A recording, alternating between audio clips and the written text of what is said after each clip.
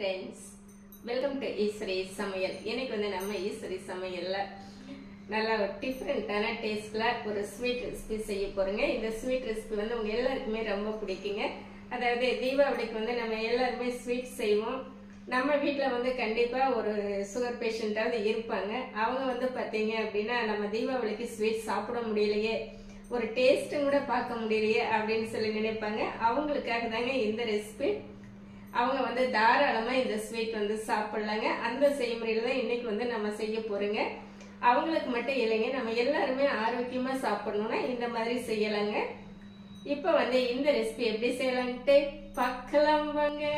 இன்னைக்கு வந்துட்டு நம்ம ஒரு வித்தியாசமான சுவையில ரவா லட்டு செய்ய போறோம். அதுக்கு வந்து நான் இதுல 1 டம்ளர் வந்து ரவை எடுத்திருக்கேங்க. இது வந்து ஒரு 200 கிராம் வரும்.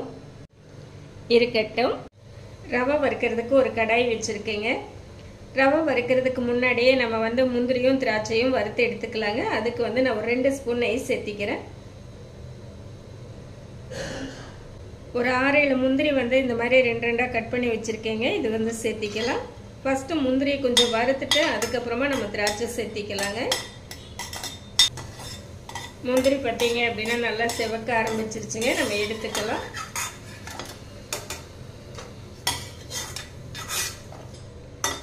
ஒரு 10 திராட்சை எடுத்திருக்கேங்க, சேர்த்திக்கலாம்.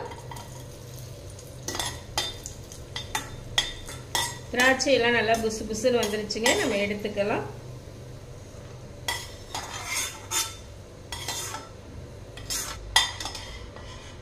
அடுத்து வந்து நம்ம ரவை சேர்த்திக்கலாங்க. ரவை சேர்த்திட்டு நல்லா கலந்து விட்டுறலாம். இந்த ரவை பார்த்தீங்க அப்படின்னா அடுப்பு வந்து சிம்ல வச்சுட்டு நீங்க வறுத்து விட்டீங்கன்னா தான் நல்லா வறுபட்டு வருங்க. ரவை வந்து இப்ப நல்லா வறுத்துட்டங்க, எடுத்துக்கலாம். இப்ப வந்து நம்ம ரவை எடுத்த அதே டம்ளர்ல வந்து ஒரு 2.25 டம்ளர் தண்ணி சேர்த்திக்கலாங்க.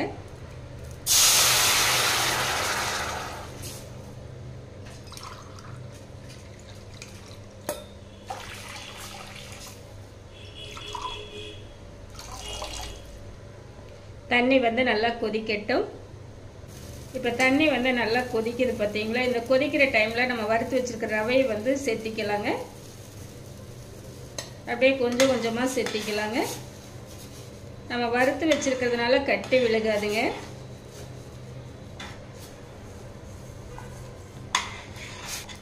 ரவையை சேர்த்திட்டு அடுப்பு வந்து நல்லா குறைச்சி வச்சிடுங்க. அந்த சின்ன சின்னதாக கருப்பு கருப்பாக இருக்கிறது எல்லாமே வந்து முந்திரி பருப்புங்க. நம்ம வறுத்தோம் இல்லைங்களா, அதுதான் அந்த மாதிரி இருக்கு.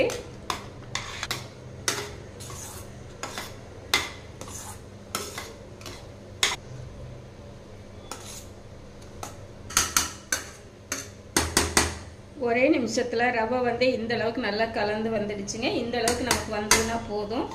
இப்போ அடுப்பு ஆஃப் பண்ணிட்டு மூடி போட்டுக்கலாங்க.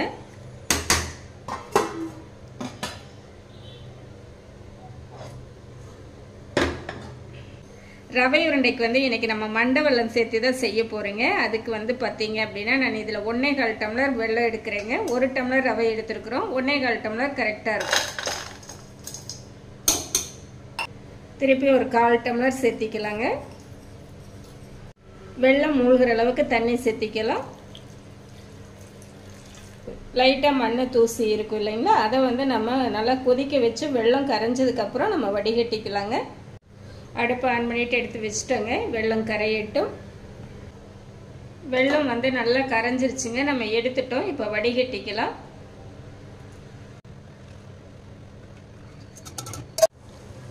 வடிகட்டின வெல்லம் வந்து நம்ம அடுப்பில் வச்சுருக்கோங்க. இது வந்து ஒரு கம்பி பதம் வர அளவுக்கு நம்ம பாகு ரெடி பண்ணிக்கலாங்க.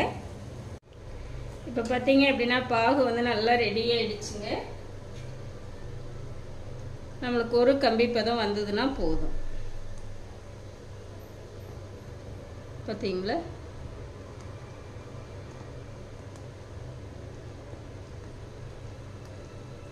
இந்த மாதிரி நூல் மாதிரி வருது பாருங்க.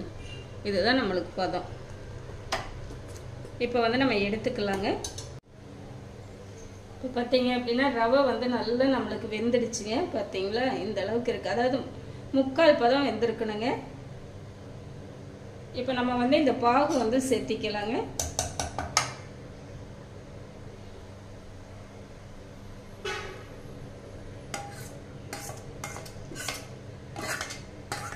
திராட்சை முந்திரி சேர்த்திக்கலாங்க. ஏலக்காய் தூள் 1 ஸ்பூன் சேர்த்திக்கலாம். இப்போ இது வந்து நம்ம நல்லா கலந்துக்கலாங்க. நம்ம பாகு சேர்த்திட்டு அப்படியே ஒரு மூடி போட்டு 10 நிமிஷம் விட்டுட்டோம் அப்படின்னா அந்த பாகு வந்து அப்படியே ரவை வந்து அப்சர்வ் பண்ணி நம்மளுக்கு கலந்தோன்னா ஈஸியாக இருக்குங்க, ரொம்பவும் நல்லா இருக்கும். நான் வந்துட்டு அப்படியே ஒரு டைம் லைட்டாக கலந்து விட்டுட்டு அதுக்கப்புறமா நம்ம மூடி போட்டு மூடி வச்சுக்கலாங்க.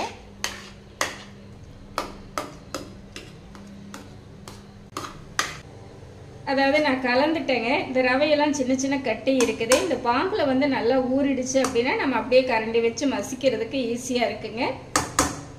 ஒரு 5 நிமிஷம் இருக்கட்டுங்க. ஒரு 5 நிமிஷம் கழிச்சு எடுத்து பார்த்தேங்க. ரொம்ப சூடாக இருந்தது. திருப்பி 5 நிமிஷம் விட்டுட்டேங்க. இப்போ நம்ம பார்க்கலாம். நல்லாவே கெட்டியாயிடுச்சுங்க. பார்த்தீங்களா? அந்த சின்ன சின்ன கட்டிகள் இருந்துச்சு பார்த்தீங்களா, அது எல்லாமே அந்த பாகில் ஊறி நமக்கு கட்டி இருந்த மாதிரியே இல்லைங்க. எல்லாமே அப்படியே நம்மளுக்கு பார்த்தா உதிரி உதிரியாக இருக்கிற மாதிரி நல்லா ஊறி வந்துடுச்சுங்க. நல்ல ஒரு பக்குவத்துக்கும் வந்துடுச்சு. இனிமேல் நம்மளுக்கு வந்து நல்லாவே சூடு இருக்குதுங்க. இப்போ வந்து நான் இதில் 1 குழிக்கரண்டி வந்து நெய் சேர்த்திக்கிறேங்க. இப்போ வந்து நம்ம கலந்துக்கலாம்.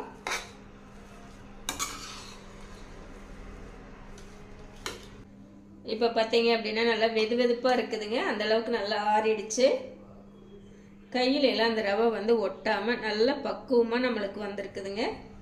பாகு மட்டும் நல்லா ஒரு கம்பி பதம் வர வரைக்கும் விட்டு சேர்த்துனீங்க அப்படின்னா நம்மளுக்கு ரவை உருண்டை வந்து நல்லா வருங்க. இப்போ பாருங்க, நல்லா நம்ம கலந்து விட்டுறலாங்க. கலந்து விட்டுட்டு நம்ம வந்து உருண்டை பிடிச்சிக்கலாங்க. நம்மளுக்கு உருண்டை எந்த அளவுக்கு வேணுமோ அதுக்கு தகுந்த மாதிரி நம்ம எடுத்துக்கலாம்.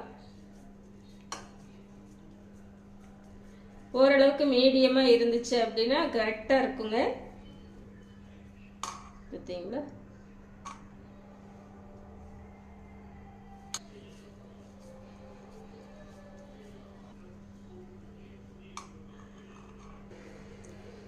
இதே மாதிரி எல்லாமே உருண்டைகளை பிடிச்சிட்டு பார்க்கலாங்க. லட்டு எல்லாமே உருண்டை பிடிச்சி எடுத்துட்டு வந்துட்டேங்க. இந்த மாதிரி நம்ம உருண்டை வெல்லம் சேர்த்து செஞ்சோம் அப்படின்னா சுகர் உள்ளவங்க கூட தாராளமாக சாப்பிட்லாங்க, பயப்பட வேண்டியதில்லை. ஹெல்த் வைஸ் பார்த்தீங்க அப்படின்னா எல்லாருமே வீட்டில் வந்து இந்த மாதிரி எடுத்துக்கலாம். நம்ம ஒயிட் சர்க்கரையை தவிர்த்துட்டு இந்த மாதிரி எடுக்கிறது ரொம்பவே நல்லதுங்க. லட்டு வந்து எப்படி இருக்குதுன்னு பார்க்கலாங்க. அப்படியே ஜூஸியாக சூப்பரான டேஸ்டில் நல்லா இருக்குங்க. சரிங்களா?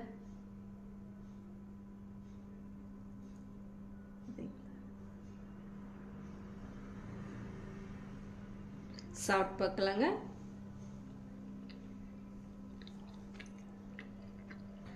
செம்ம டேஸ்ட்ல சூப்பரா இருக்குங்க. இந்த மாதிரி ஒரு லட்டு செஞ்சு கொடுத்தீங்க அப்படின்னா உங்களுக்கு வந்து பாராட்டு நிச்சயம்ங்க. நம்ம சேர்த்துன அளவுகள் மாறாம இதே அளவுல நீங்களும் செஞ்சு பாருங்க, உங்களுக்கும் சூப்பராகவே வருங்க. இந்த லட்டு வந்து உங்க எல்லாருக்குமே ரொம்ப பிடிக்கும், ரொம்ப நல்லா இருக்குங்க. இந்த மாதிரி செஞ்சு பாருங்க. எனக்கு நான் செஞ்ச இந்த ரெசிபி வந்து உங்களுக்கு ரொம்பவே பிடிச்சிருக்குங்க. இந்த ஸ்வீட் எப்படி இருக்கு அப்படின்னு சொல்லிட்டு கமெண்ட் பண்ணுங்க. பிடிச்சிருந்தா லைக் பண்ணி ஷேர் பண்ணுங்க. நம்ம ஈஸ்வரி சமையலை சப்ஸ்கிரைப் பண்ணி வச்சுக்கோங்க. அப்பதான் நான் போட்ட வீடியோஸ் உங்களுக்கு உடனுக்குடன் நோட்டிபிகேஷன் வருங்க. என்னுடைய மற்ற வீடியோஸ் எல்லாமே ஒரு டைம் விசிட் பண்ணி பாருங்க, உங்களுக்கு ரொம்பவே யூஸ்ஃபுல்லா இருக்குங்க.